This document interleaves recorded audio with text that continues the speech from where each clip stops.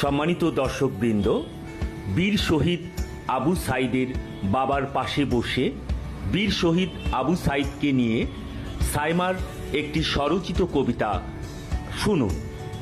উচ্চারণ করছি স্বরচিত কবিতা বীর শহীদ আবু সাইদ।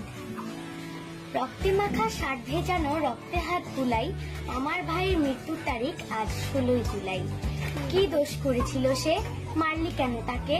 মা তার ছেলে হারিয়েছে, বোন তার ভাই, আমার ভাইয়ের রক্তে রাঙানো 16 জুলাই। কষ্ট করে করতো লেখাপড়া, কষ্ট করে চালাতো সংসার, সে নিয়েছে বিদায় এ দুনিয়া থেকে, হয়েছে শোকের বাহার।